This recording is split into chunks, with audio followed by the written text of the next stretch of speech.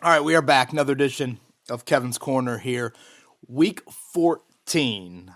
Colts and Bengals on Sunday. And boy, this one has added some juice since we last spoke. Cincinnati, very impressive on Monday night.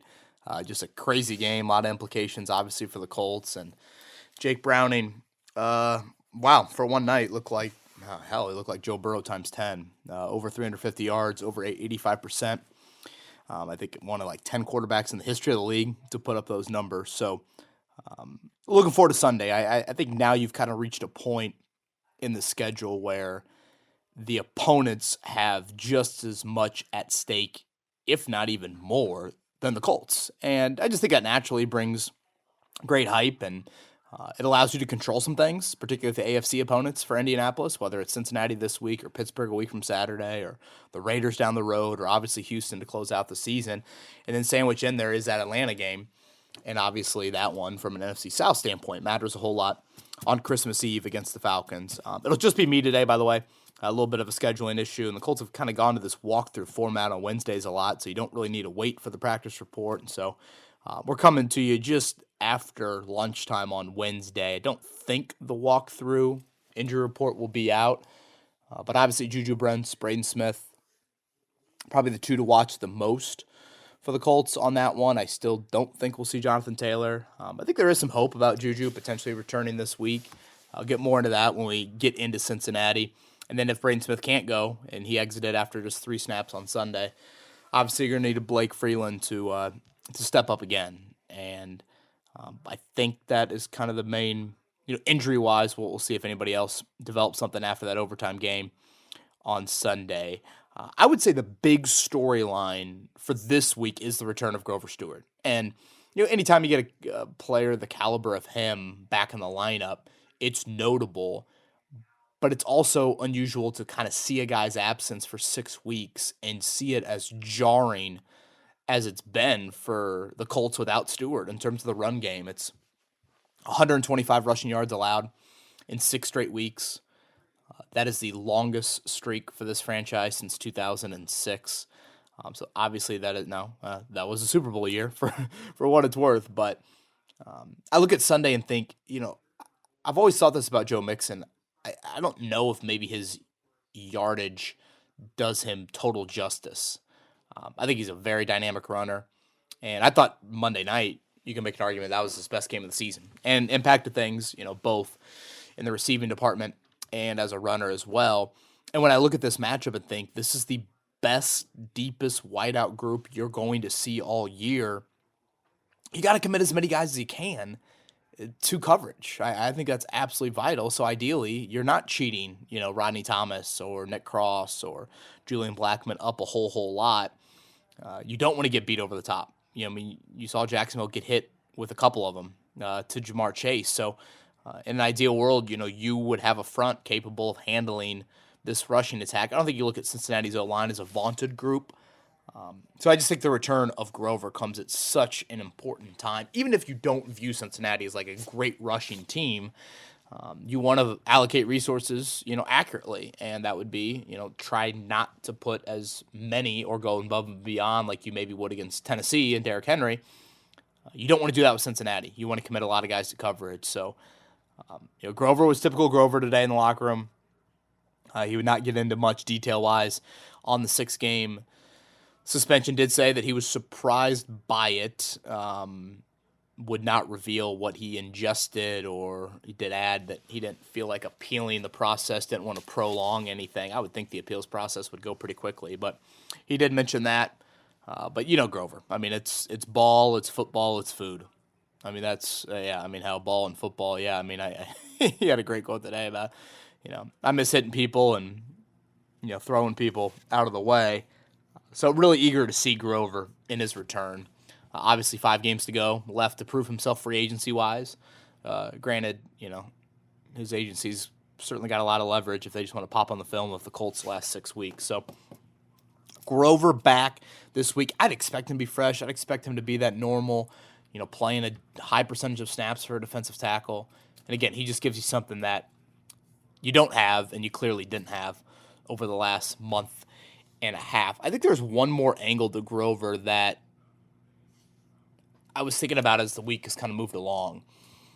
If you look at the last 2 weeks especially, Tampa Bay runs all over you. There was huge yards per carry for Tampa. They weren't a great rushing unit at all, dead last in the NFL. I think it was their biggest yards per carry in like 2 years or over 2 years. And then last week with Tennessee, both of them, whether it was Henry or Spears, both of them kind of ran it at you. And it's not like Tennessee's been that vaunted on the ground this season. Henry has not had a typical Derrick Henry type year. So I think that's what kind of adds to the disappointment.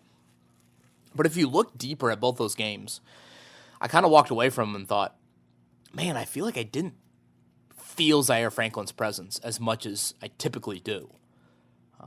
And that was without, kind of going to the box score. And then when I went to the box score to kind of look at it, the two lowest tackle games of Zaire Franklin's season, the past 2 weeks, 6 and 7 total tackles respectively. And again, when Tampa and Tennessee run it right at you. And then if you want to go a little bit deeper, you look at the solo tackles for Franklin, 3 and 1.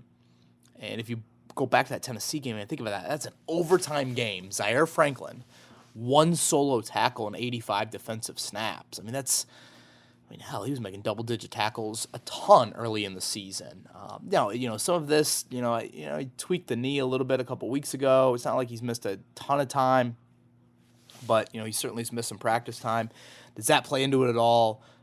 Or is the absence of Grover something to acknowledge? I think it is. I think it allows other teams to, look at Taven Bryan or Eric Johnson or Adetomiwa, Adebawore and say, all right, we can single team those guys. We can kind of get away with it and get to that second level quicker.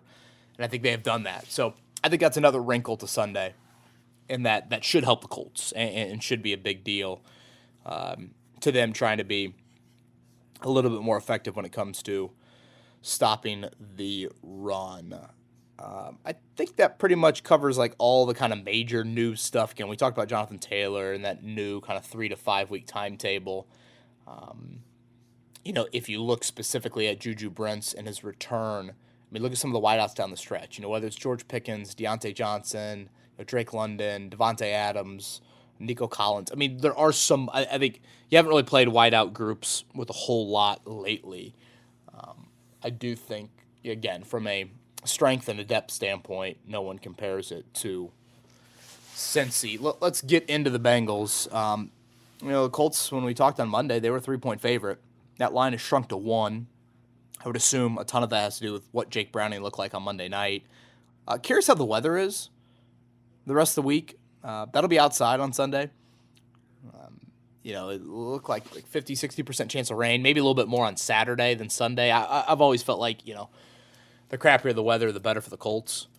And so I do think that would kind of play into their hands, but certainly that is something to keep an eye on. And, when you look at playoff chances and what these next 2 weeks mean, this is, you're getting into AFC North football, these next 2 games. And these 2 teams, one just above you, one just behind you in the standings. I was playing around with some of the odds machine for the next couple weeks, and obviously this doesn't factor in other results. But if you go 2-0, beat Cincinnati, beat Pittsburgh, playoff chances 95%. You go 1-1, and it's still north of a coin flip. Probably kind of that 60, even up to 70, depending on the other results sort of range. You go 0-2, and that drops all the way down to 20%. Obviously, you've lost 2 key head-to-head tiebreakers, and certainly Cincinnati and Pittsburgh both have questions at quarterback. Cincinnati's got a ton of questions on the defensive side of the ball. Their defensive numbers, frankly, are very alarming and kind of shocking. But what they have is they've got some just individual dudes. They've got some dogs, flat out. Jamar Chase showed it on Monday Night Football. Certainly T.J. Watt has done it to this team. Mika Fitzpatrick, I think, would fall into that boat. We'll see how healthy he is on Thursday Night Football. By the way, I played around with those odds. Colts break out the cutoff. Colts fans need to break out the cutoff sweatshirt coming up on Thursday night. A Patriots win would increase playoff odds by 5%. So I know that goes against 10 commandments of being a Colts fan, but you got to throw it out the window here this week. Let's start with Jake Browning. Certainly any follower of college football, I think, will know Browning's name. Whether it was his play at Washington or, frankly, how highly of a recruit he was. Ironically, Shane Steichen was talking today about Shane went to the rival high school of Jake Browning. Of course, they didn't cross over in terms of age and play time, but certainly Shane knew him and certainly saw the numbers and everything. I would say the stuff that stood out to me about Monday night was, I watched that game pretty intently, and early on it was dink and dunk central. I mean, it was kid gloves like none other throughout that first quarter. I think at one point Jamar Chase had like 9 receiving yards on 5 catches. I mean, it was get him into a rhythm. I want to say Browning hit his first 10 maybe.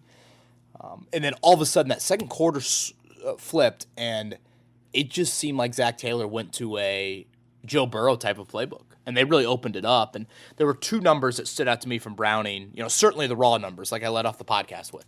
North of 350, north of 85%. I mean, those numbers speak for itself. But, when I think of backup quarterbacks, I think of you blitz them and you make sure that they can't hit anything vertical. Keep everything kind of in front of you, tackle well, et cetera, et cetera.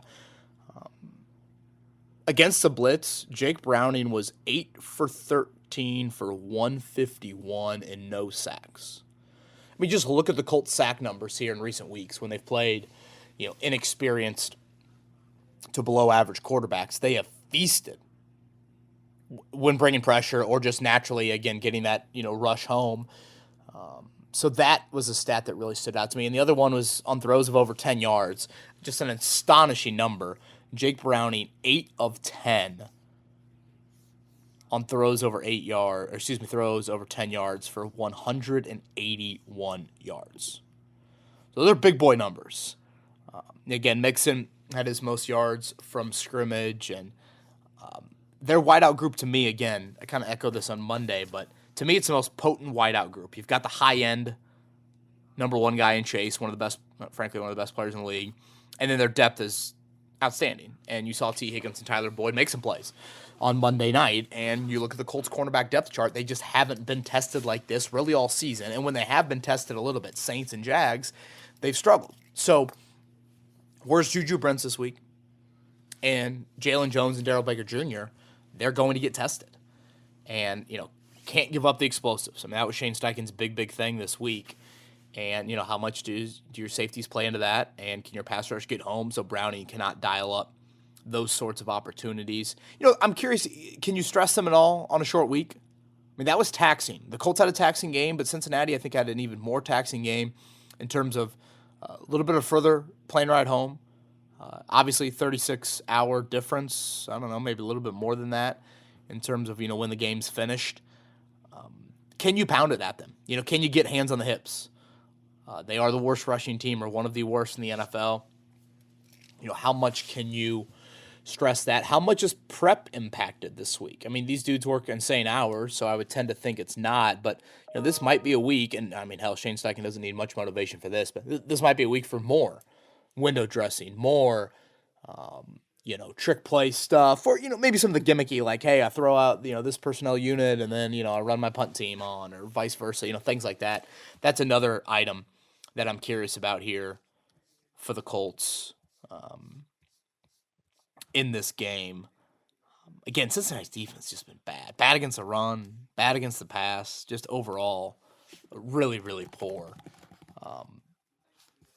And, I mean, this is a unit that at times, kind of did a lot of the heavy lifting. Obviously, they have a weapon at kicker.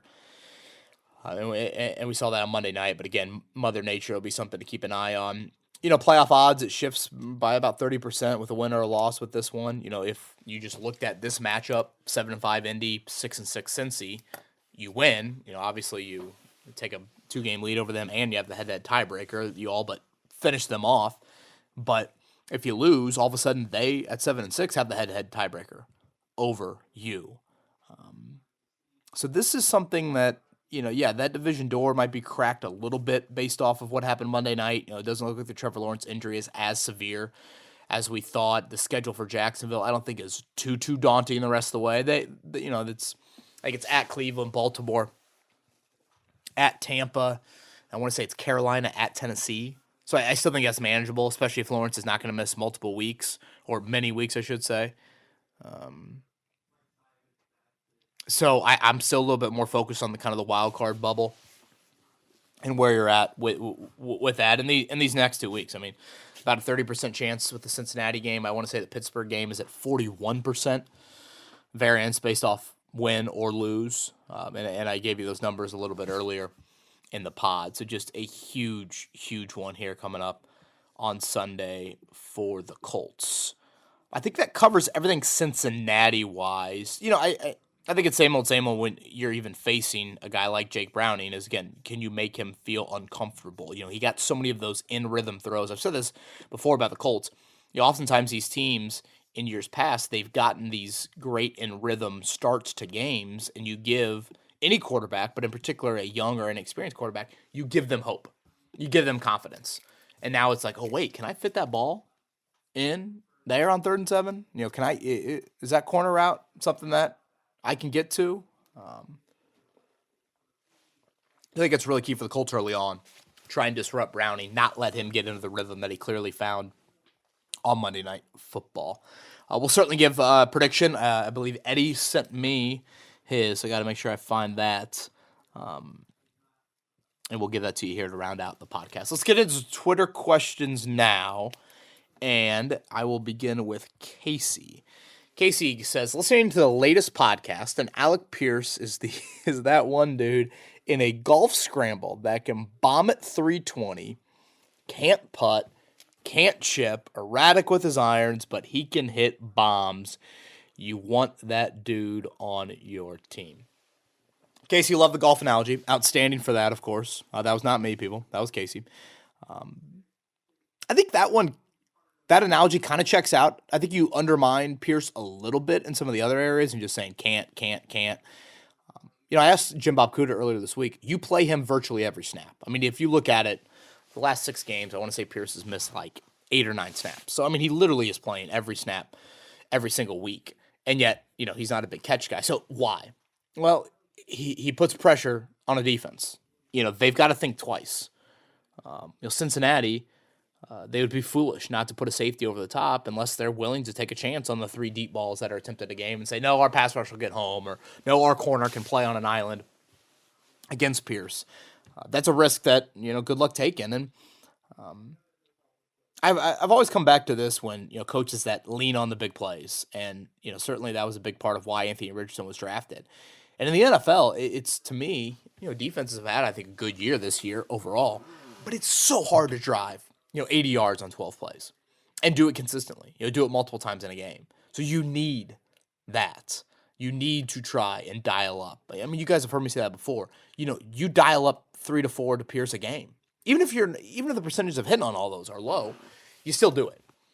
Now, I still don't want to lose sight of the wideout need because you have to support Anthony Richardson, and Pierce does have some limitations as a complete wideout, but he's certainly a weapon vertically, and that reward to me is just too great not to risk it a few times a game.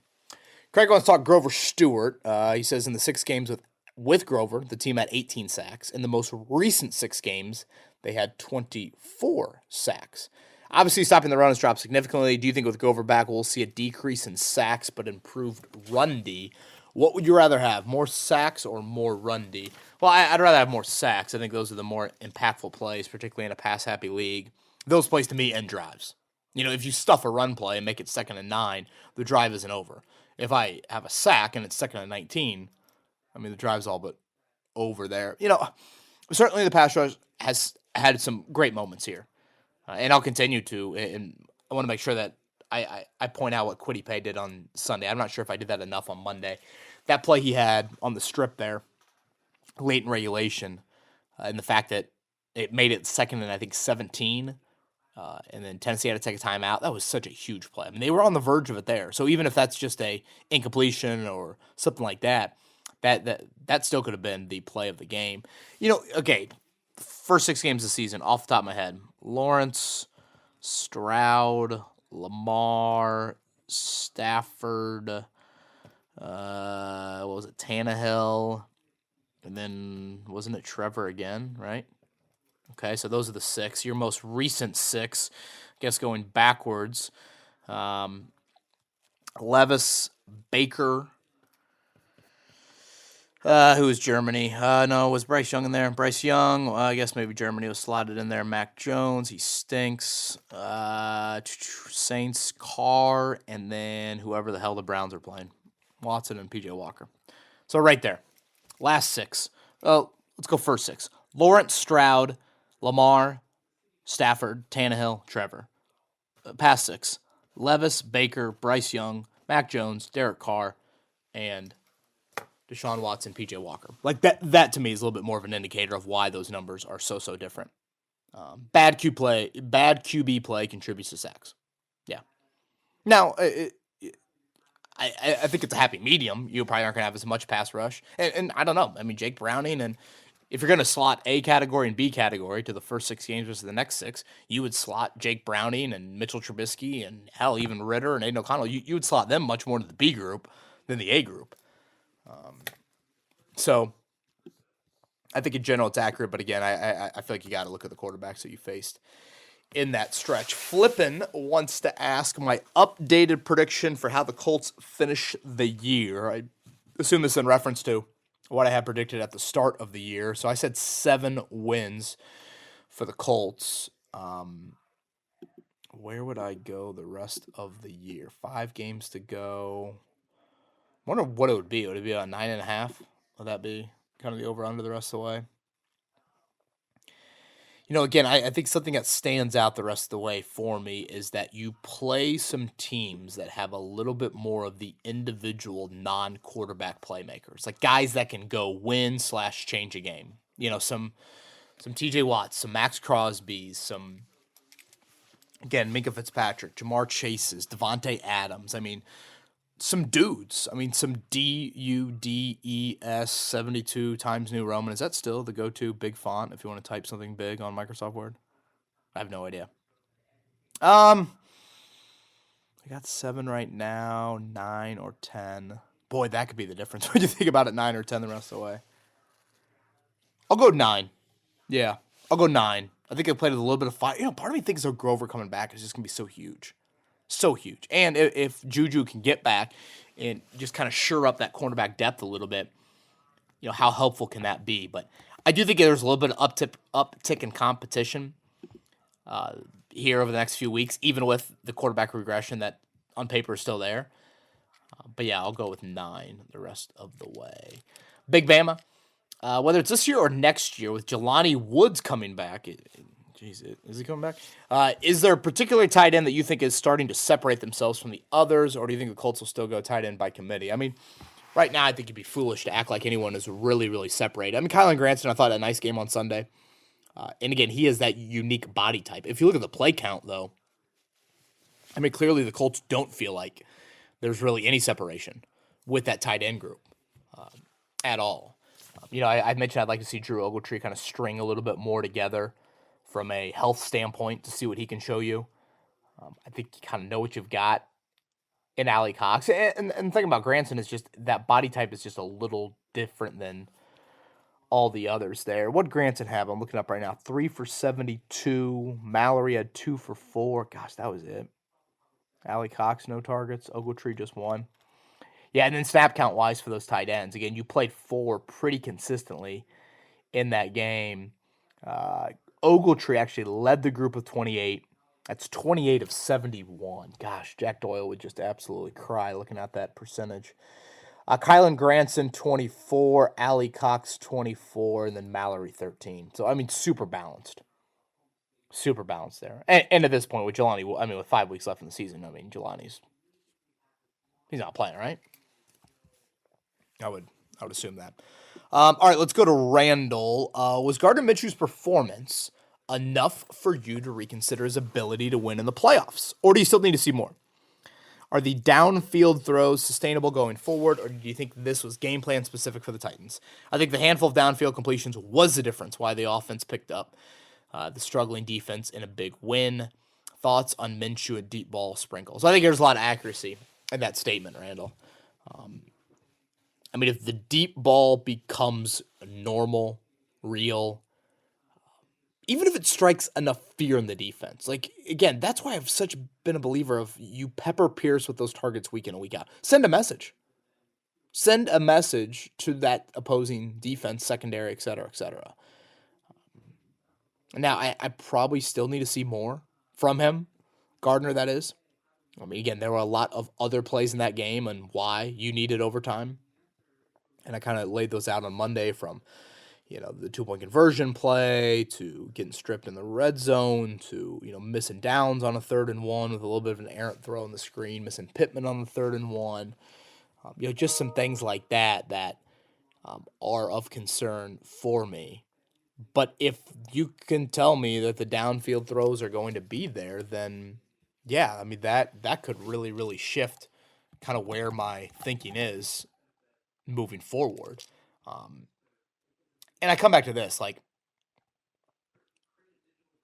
these quarterbacks that you are currently playing right now, or the opponents that you're currently playing right now, if you want to look at like the DVOA, I know a lot of people like that to kind of give an accurate depiction of your opponents. I mean, we're not talking about the Colts, beating top 20 teams.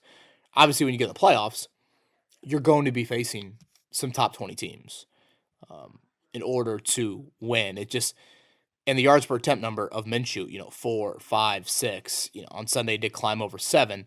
That to me is not sustainable to get it done when that competition does rise.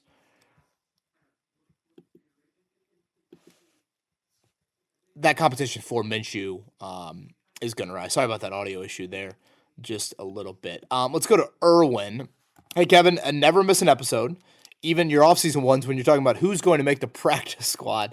Another deserving win for the Colts this week. Just thinking about how this team would be with Anthony Richardson in the lineup makes me want to cry sad tears.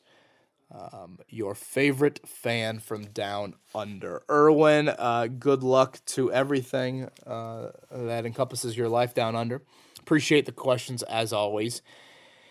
This is a thought that I also kind of struggled to get away from. And maybe it was seeing Levis up close last week.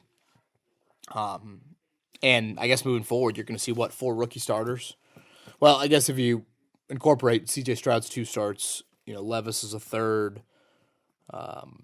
Bryce Young would have been a 4th, and then potentially Aiden O'Connell. Yeah, it's just, 5 starts for rookie quarterbacks against you, and obviously your quarterback did not get that this season, let alone start and finish those games.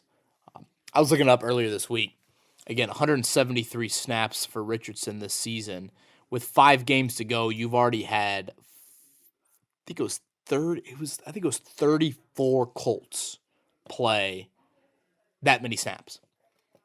So I think, again, that just adds to the bummer of it all. And again, I understand how that can kind of overshadow a lot, but I do think there are some individual positives of this season that certainly deserve attention as well. All right, a few more here. Richard, I know it's been asked a lot this season, but surely Chris Ballard is watching the same as everyone else. So why is he not paid Michael Pittman Jr. yet? He makes tough catches every week and is such a reliable wideout. We need as many weapons as possible for AR.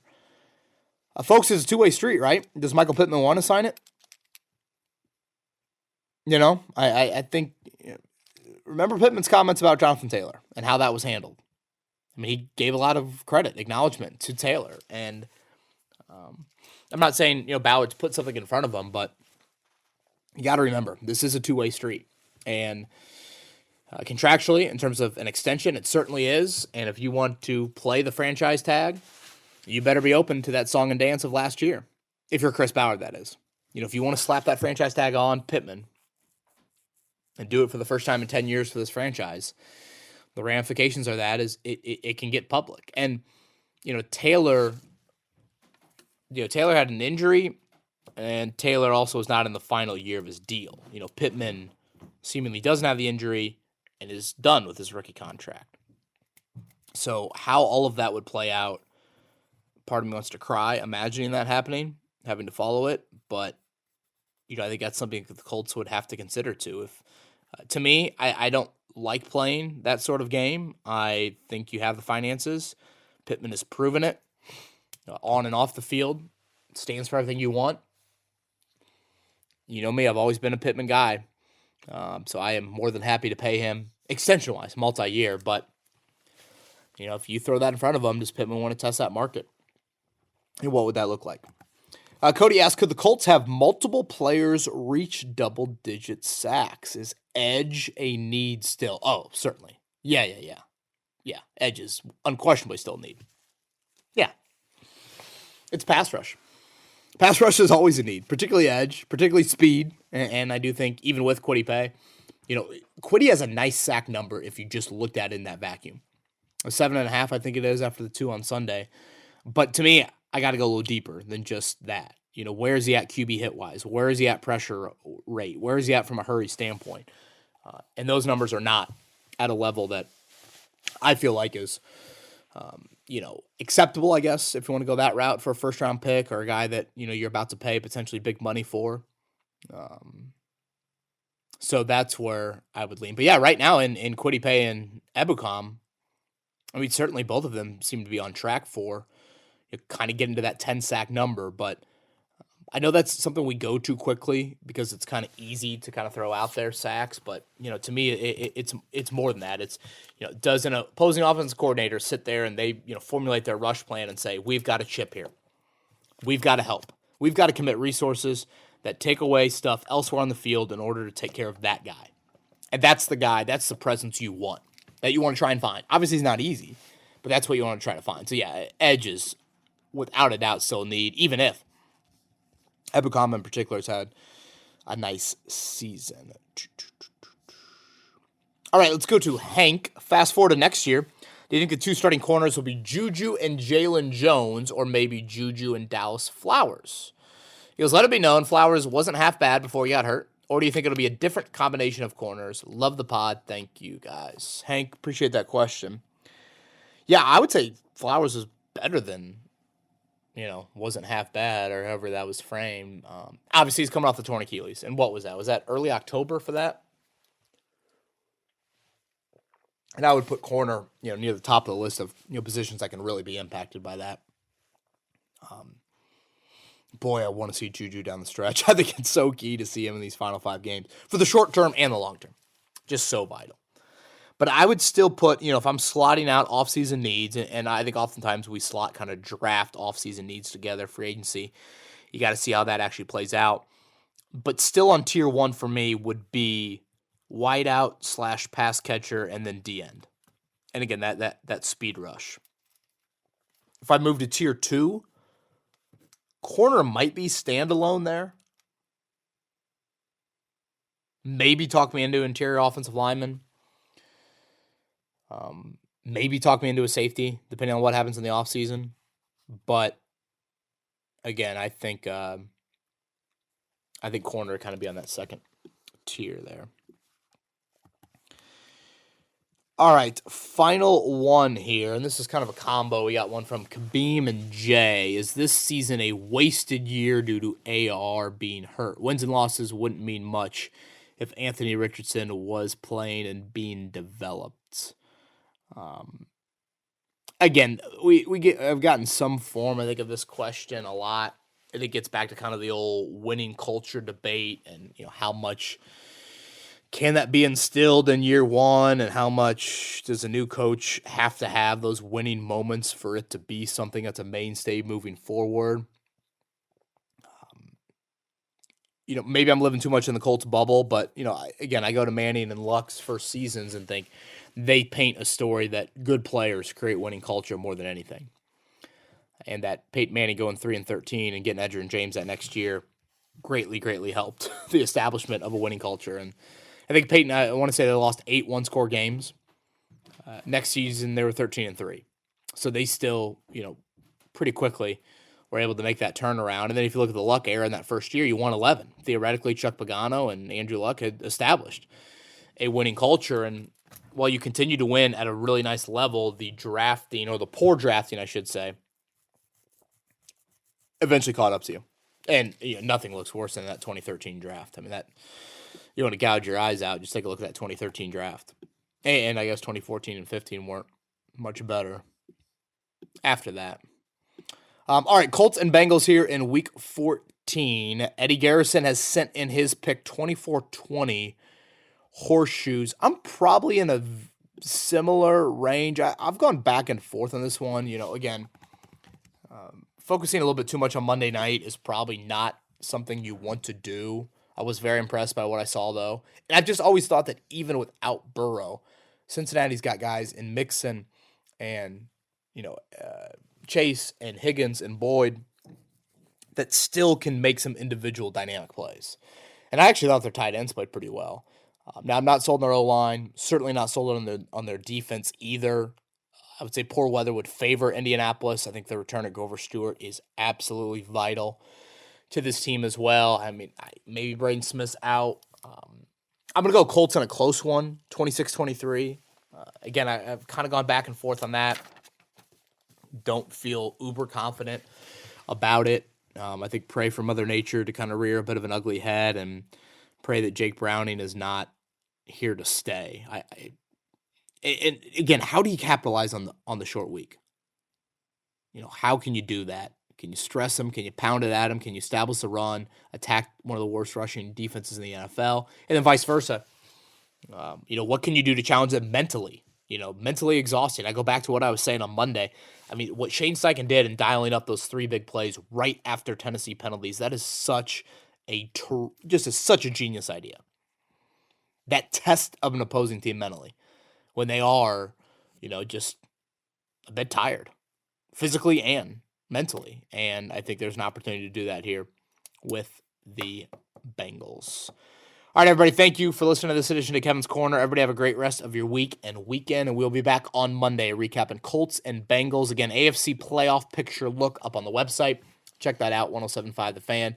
Some details there on the playoff odds and how things can fluctuate here in Week 14. All right, everybody, have a good one.